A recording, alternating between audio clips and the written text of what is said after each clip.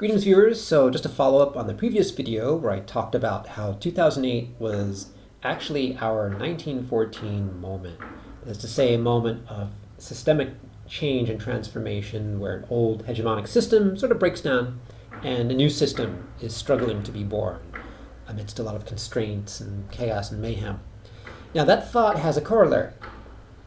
If 2008 was our 1914, that means our 1929 has yet to happen. Yes, I would argue 2020 is shaping up to be our 1929. It's the moment when all the unsustainable things about the last 11 years of band-aids on a broken world system come apart. Everything falls apart all at once. Literally all at once. The Chinese economy is starting to come apart in a serious way. The US economy, we're hearing the rumblings of discontent. Profits are way down, and there's a profits crisis, and there's an investment crisis. And the only thing keeping things going in the US is, of course, the current gang of thugs is, of course, blowing out the budget deficit. The United States is running these enormous federal deficits, 4.7% of GDP. Those are the kind of deficits that used to be run at the very peak of the very worst recessions. Only the economy is growing and tax revenues are increasing. So to run deficits that big in order to kind of gin up short-term growth tells you that something is fundamentally broken in the US economy, and it's getting more broken. The European region is deep in stagnation and heading towards a massive crack-up because of the imbalances of the Eurozone. None of them have been resolved. The peripheral countries are still in deep crisis and are about to hit a wall. And now, of course, the crisis is going planetary.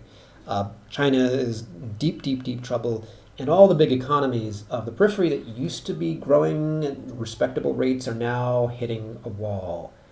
India, Indonesia, other countries are finding that this is affecting them too, and so literally we're headed towards a synchronized global meltdown. There's no demand anymore in the world system. The 8 billion people who work for a living have no money. We're all broke. It's all going to the 2,000 billionaires, and they're just playing their gambling games and getting bailouts, and so this can't go on. And 2020 is the moment where we actually see serious open crisis everywhere. It's going to be every level of the world system.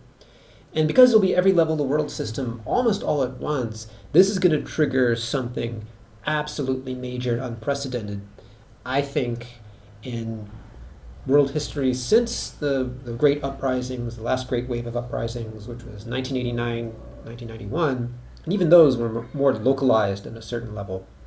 The truly planetary ones were, of course, 1968, 1971. The 1989, 1991 democracy transformations, revolutions are important, but they were sort of a stepping stone. What's happening now, though, is you have this massive economic crisis that's hitting. And what's important to stress is that this economic crisis is hitting at the exact same moment that we have this other big, huge problem called climate catastrophe. And that's also hitting critical mass, and the protests over that are enormous. And what's going to happen in 2020 is that these two things are going to converge, where people are going to start to understand that the climate catastrophe is the economic crisis, and the economic crisis is the climate. They're two sides of the same bad plutocratic coin. And we need a new mint. We need a fundamental change in the way that the world system works.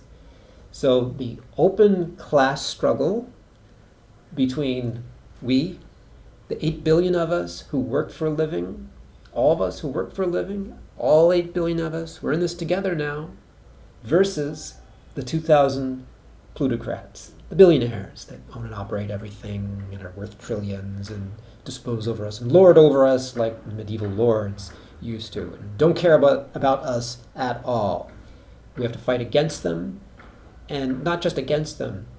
We have to start to create, all of us together in our own ways, a better system.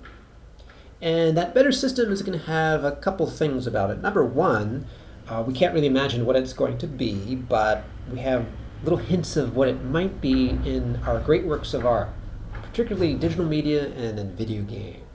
Those are little spots of utopian thinking, little case studies, exemplars of what's possible, what human beings can create with resources to imagine a better future. And the other side of the story is the what I would call the transformation of transnational audiences, which are quite large.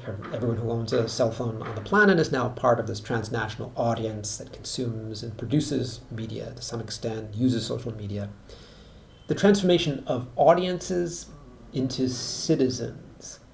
People are going to start to think of themselves as citizens of the world, not just those of us who study digital media and are professors and study this stuff, but very ordinary people are going to start to take a stake in their planet in ways that, again, we can only begin to imagine. And some of the best models of these are actually edge cases of small-scale uprisings, insurrections. What I would argue, though, is that 2020 is not just going to be this open era of crisis. It's also going to be a tremendous era of opportunity.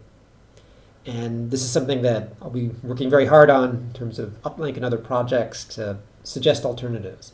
And who knows, how those alternatives will work out. But this is actually a time for not just a refoundation, but a genuine revolution in all aspects of our lives.